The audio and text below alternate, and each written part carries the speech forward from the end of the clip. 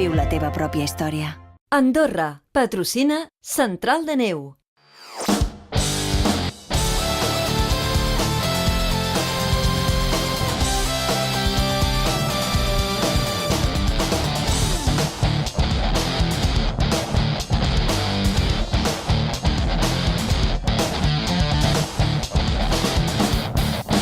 Hola, què tal família? Com esteu? Bon any i benvinguts a aquest primer programa del 2018 de Central de Neu. Avui, un programa especial que dediquem al rider suís Jeremy Held. Aquest és un dels millors freeriders del planeta, que va començar com tot bon esquiador, des de la base d'un esquí club.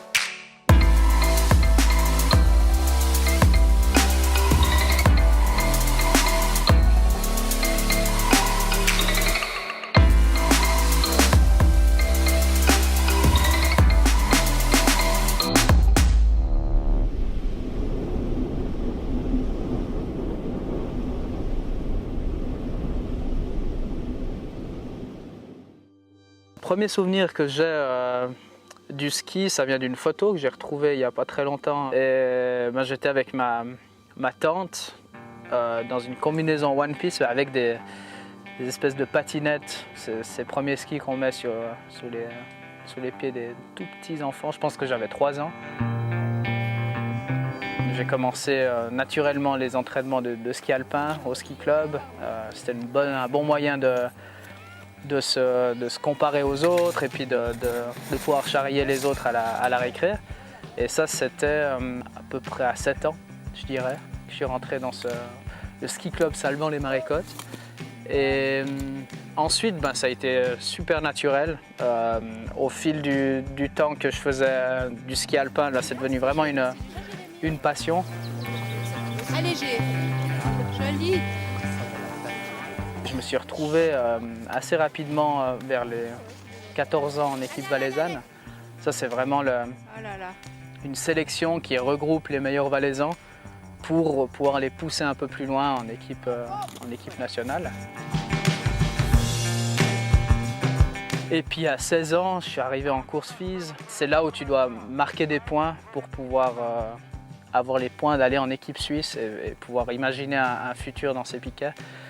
Et là, la motivation baissait quand même un peu parce qu'on était confronté aux meilleurs Suisses, aux meilleurs Européens. Du coup, on chopait beaucoup de secondes dans les dents. Et en parallèle, j'ai connu les frères Falquet. Mon beau-père, Rafi Richard, est aussi guide de montagne. Donc il y a tout ça qui m'a vraiment dirigé et chuchoté à l'oreille qu'il fallait que peut-être que j'essaye autre chose. Et puis la transition s'est faite vraiment naturellement. Le fait de me voir moi skier en poudreuse, il a probablement eu des envies. Je pense que le côté freeride, c'est plus les frères Falquet qui l'ont attiré là-dedans.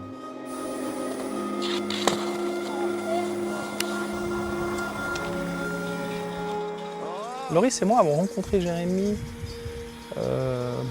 naturellement au Marécottes, en skiant en Marécottes, puisque c'est un gamin de là-haut. Et puis on avait très souvent ce petit jeune qui devait avoir une dizaine d'années qui venait vers nous pour nous lancer les pics et nous demander ce qu'on allait skier aujourd'hui.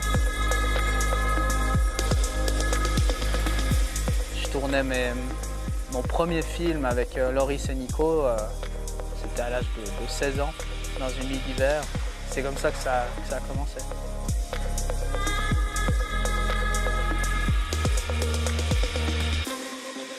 Il faisait pas mal de ski alpin à l'époque. J'étais toujours très intrigué par ce qu'on pouvait bien faire en bordure des pistes. Je pense qu'ils n'ont pas pris par hasard un petit jeune qui skiait par ici. Il y avait quand même un petit feeling qui se passait, je pense, avec eux. Et ça s'est fait. C'est pas dur de s'attacher aux deux.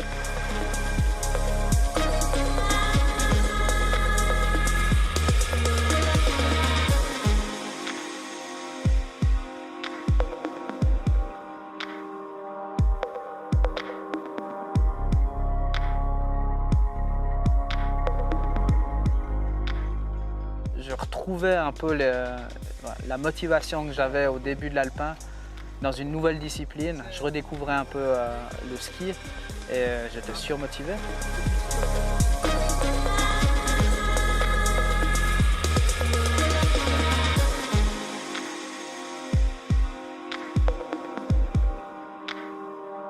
La saison 2005-2006, Jérémy arrêtait le ski alpin et prenait une année sabbatique. Donc il a pas mal skié avec nous en 2005-2006. Il nous a pas mal aidé sur des projets. Il était beaucoup dispo. Il faisait que de skier. Puis c'est vrai qu'on a vu en ce jeune skieur un monstre potentiel. Il avait un feeling, une qualité de ski assez incroyable, un style de ski assez incroyable, spécialement pour un gamin qui avait fait uniquement du piquet. C'était assez étonnant la facilité dont qu'il avait eu de switcher de l'alpin, du strict, des piquets, de la neige d'année, à la poudreuse et au terrain accidenté.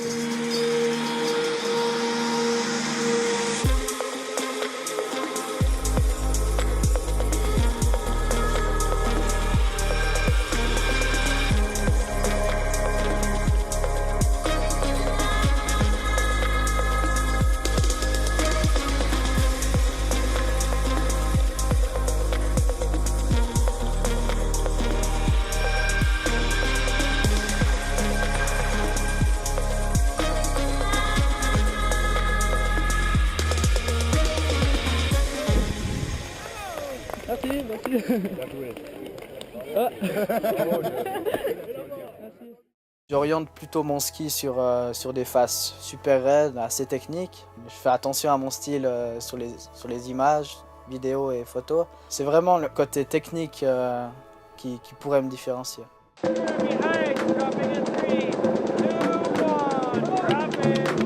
It's going to be over in 1 second because he's fast as lightning. High-speed rider, like there's very little people in the world that can ski as fast in such technical terrain.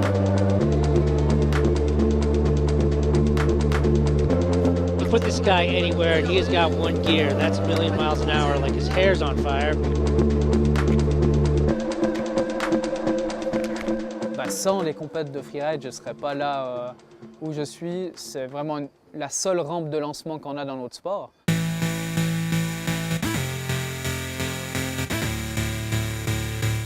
Million miles an hour. That's pretty much textbook heights right there, above the exposure, getting creative, and then able to handle the high-speed exit.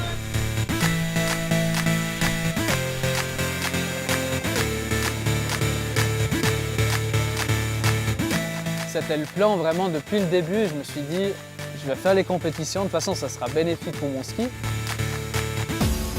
Je suis arrivé en compétition internationale super rapidement et puis j'ai voulu faire mieux que les gens qui étaient déjà là depuis des années et puis je me suis blessé à multiples reprises. Donc plus tu skis, plus tu fais ton expérience dans le terrain, meilleur skieur tu seras dans ce sport.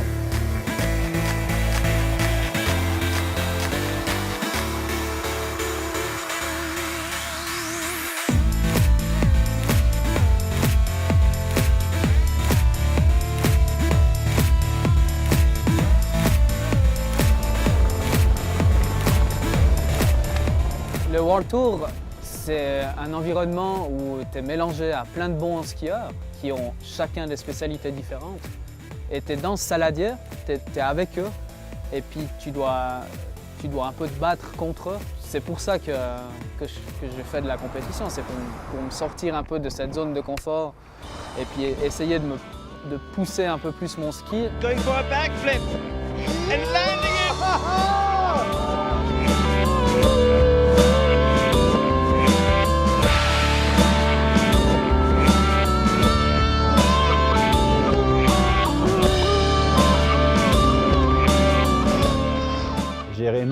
apporté beaucoup ces dernières années, que ce soit sur le Freeride World Tour ou même dans le monde des freerides.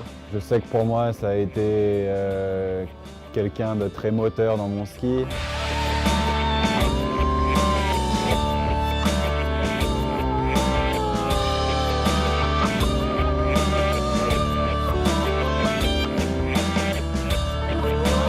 J'ai jamais gagné de compétition encore sur le Freeride World Tour, mais quand j'ai bien fait, quand tu arrives en bas, souvent, si tu as skié comme tu l'avais imaginé, bah, tu es super content et puis tu sais que ça va payer. Il n'a jamais changé sa vision de voir les choses, pas parce qu'à un moment il y avait plus de freestyle ou quoi. Bon, il s'est essayé, il s'est blessé.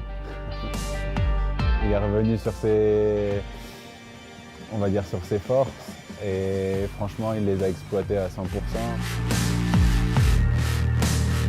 Avant c'était vraiment, je prenais une ligne, je m'y tenais et puis j'y allais. Et puis ça c'est l'état d'esprit qu'il faut en compétition. Si tu commences à te poser des questions, il faut être à 200%, sinon il ne faut pas faire de compétition.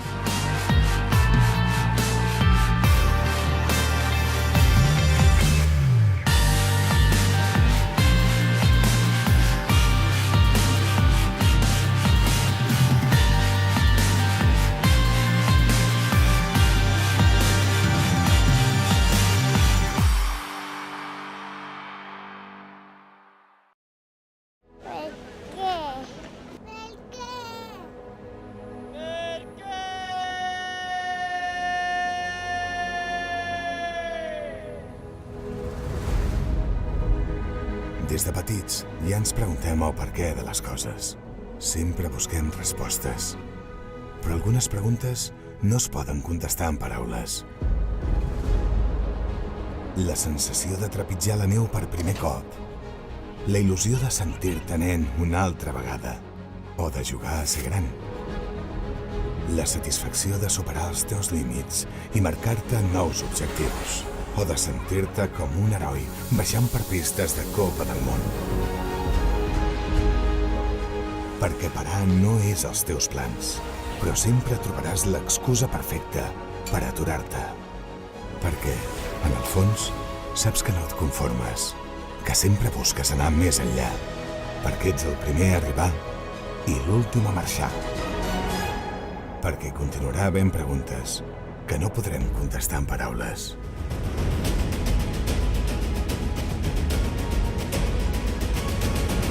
Busca les teves respostes al teu gran Snow Day. Gran Valira, el domini de la neu.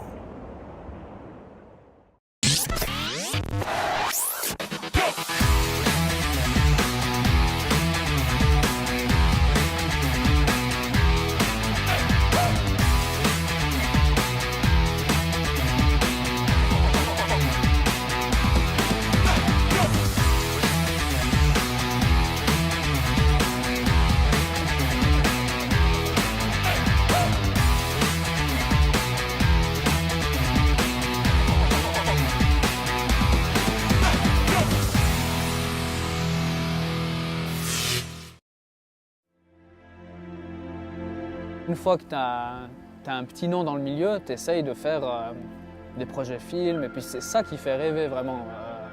Quand tu penses freeride, c'est poudreux, pour certains c'est heli-ski, d'aller skier vraiment là où tu veux. J'ai réussi par chance à avoir 3 bonnes saisons avec des bons résultats qui nous permettaient de faire notre premier projet film, La Liste. Un jour, c'est vrai qu'il avait envie, ça fait quoi, 2-3 ans qu'il avait vraiment envie de faire un truc plus personnel qui s'oriente sur un ski qui lui correspond plus, alors que nous on s'orientait peut-être sur quelque chose de plus artistique, plus créatif, on est un peu plus vieux, un peu plus fatigué. C'est clair qu'il a eu la chance d'avoir Loris Sénico, ça c'est clair, il a pu faire des superbes images avec. Mais je lui disais, mais fais ton propre projet, puis il savait pas, il disait ouais mais qu'est-ce que je peux faire, Puis j'ai dit mais il y a toutes les faces des Alpes, vas-y, fais quelque chose qui s'est jamais fait. 2, 1.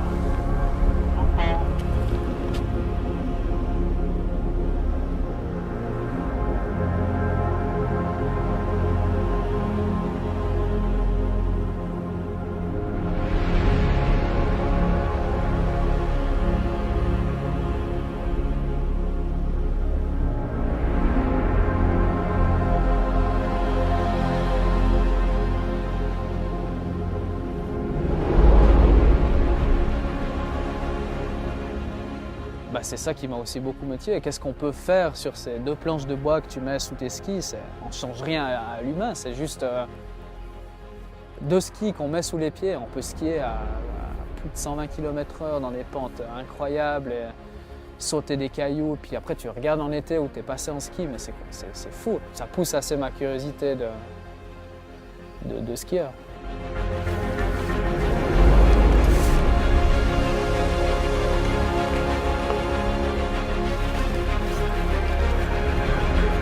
La liste, c'est un film à son âge que faut quand même avoir on va dire le cran et la passion pour le réaliser. C'est énorme, respect.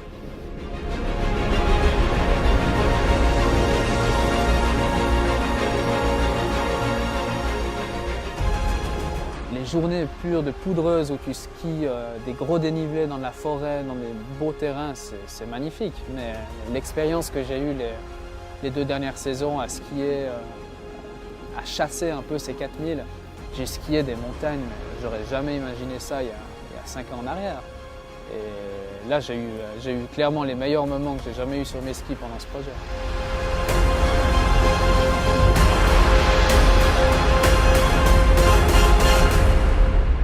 Chaque montagne que j'ai skiée et que j'ai envie d'aller skier, c'est vraiment l'aspect esthétique. Et j'ai envie d'aller au sommet de cette montagne et de la skier comme j'imagine.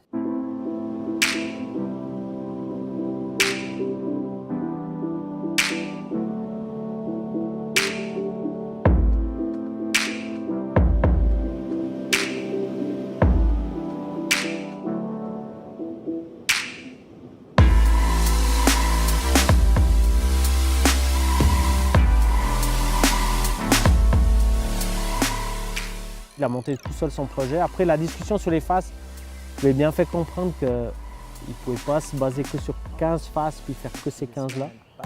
Qu'il allait devoir jongler à cause des conditions, à cause de la météo.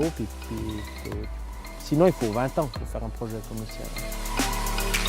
To get already one face in the perfect conditions, it's not easy during a season. And to have 15 faces, you just need to be full on and to be lucky also. Si je devais garder une journée, une qui me reste vraiment dans la tête, c'est la fois où on était au Dinal Return avec Sam.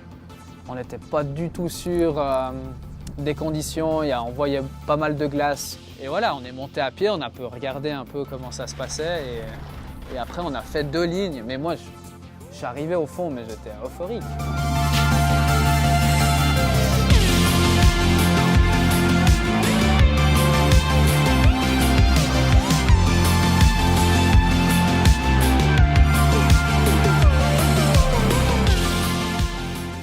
Il y avait des street glace où tu arrivais en ski et puis tu pouvais rien faire sur ces street glace. Et c'était tellement raide que rien que 3 mètres avec les skis dans l'axe de la pente, tu prenais beaucoup de vitesse et puis à chaque fois ça allait. Dès que tu sortais d'une plaque de glace, tu regardais l'autre. Une sensation juste incroyable.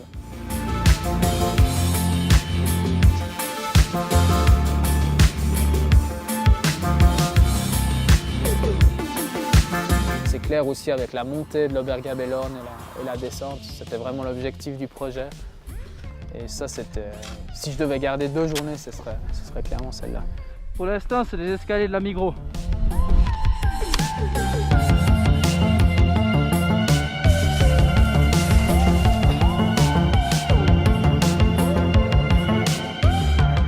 J'ai vu que raconter des histoires aux gens, ça intéressait. Pas que le milieu du sport, avec l'innovation, la performance sportive, des images magnifiques, l'histoire. Donc faire connaître ce sport, montrer qu'on n'est de loin pas des têtes brûlées, même que c'est un sport qui paraît fou de l'extérieur.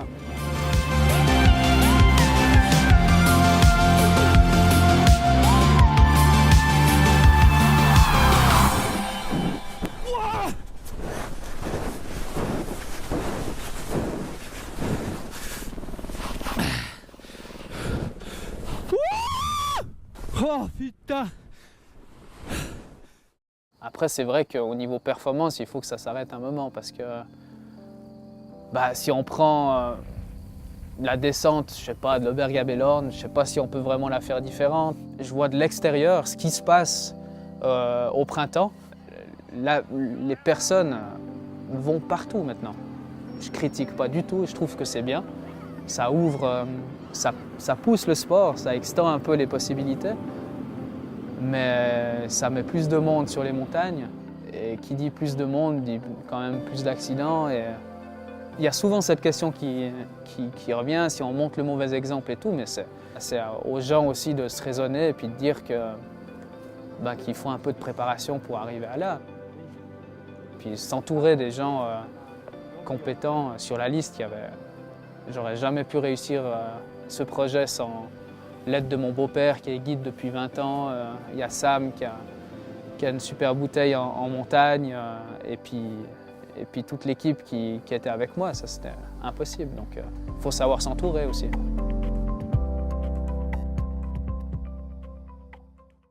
Jeremy Heights. Jeremy usually challenging for one of the top spots in the world rankings. This year, though, currently sitting in 9th position. Once again, only the top 12 men's skiers qualify for the Dream Stop in Haines, Alaska, and the grand finale in Verbier, Switzerland. So Jeremy Heights is very close to the cutoff and has to perform here today. Started off well up top, but then goes down hard. A massive crash. Ragdolling head over heels out of that landing.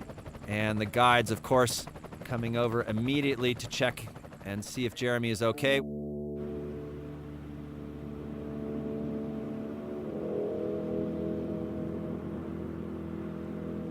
C'est rare qu'à cette période-là, que je sois en bas des montagnes, mais c'est comme ça, c'est une saison très mitigée. Depuis le début, d'ailleurs, ça ne s'est pas super bien déroulé. Et puis à Fiberbrunn, pendant le Freeride World Tour, je me suis blessé. J'ai dû me faire opérer d'un tout petit ligament dans la cheville, ce qui m'immobilise un peu cette fin de saison. Et voilà, je regarde les sommets depuis en bas. C'est un peu frustrant d'avoir cette situation après une saison juste top avec le succès de la liste, des bons résultats en compétition, puis tout d'un coup, là, au moment que tu penses être au pic de ta carrière, tu as une mauvaise saison.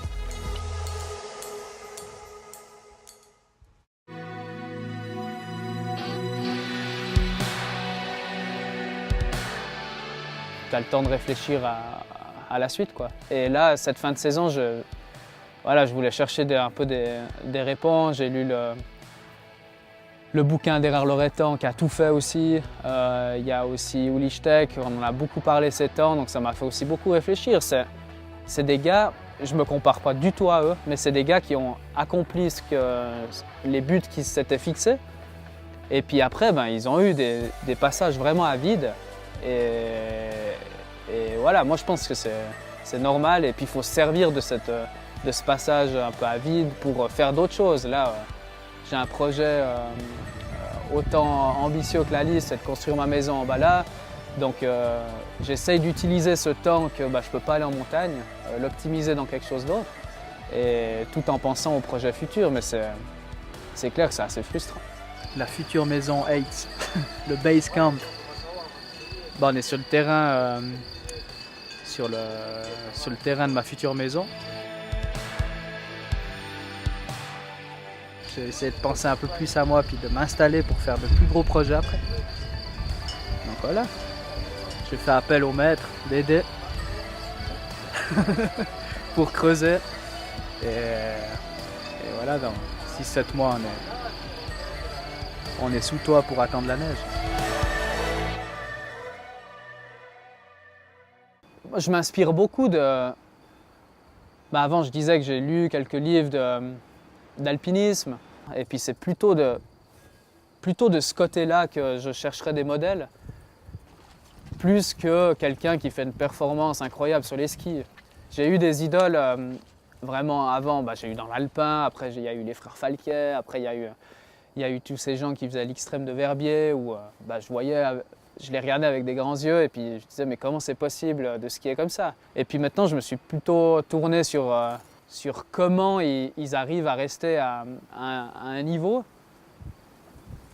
pour pouvoir bien évoluer en montagne et puis pour pouvoir essayer de pousser un peu cette discipline.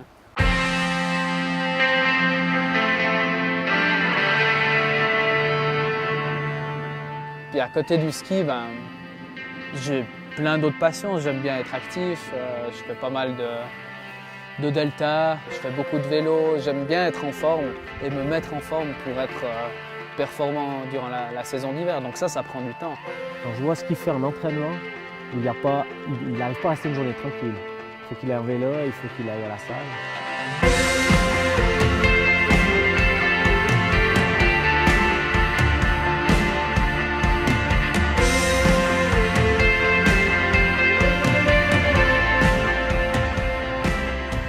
Là, en ce moment, je ne ressens pas le besoin de repartir sur une saison sur le Freeride World Tour. Et puis maintenant, il ne faut pas que je contre ça, il faut que j'aille avec mes envies. Et puis on verra bien où ça mène.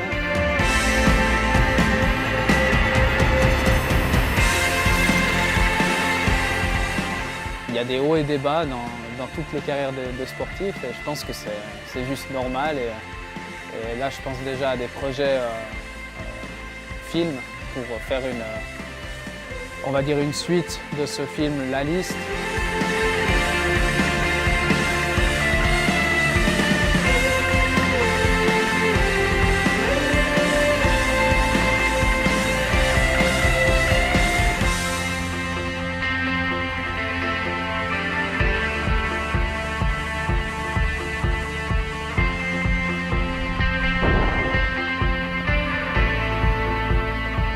Okay, go!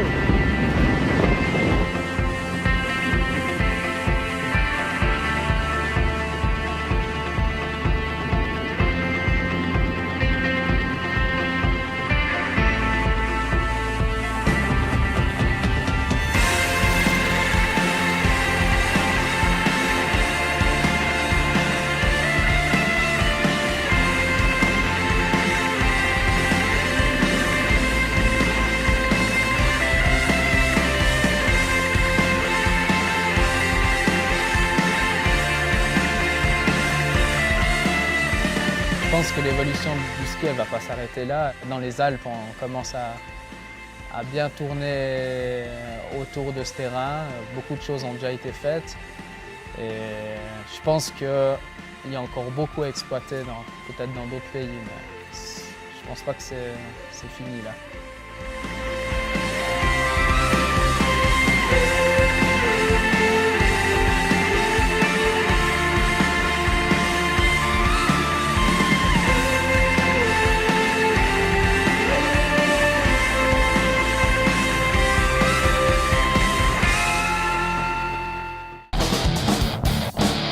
Amics, hem arribat al final d'aquest programa especial dedicat al freerider suís Jeremy Heltz. Nosaltres tornarem la setmana vinent a la mateixa hora. Fins aleshores, bona setmana, bona esquiada i bons reis!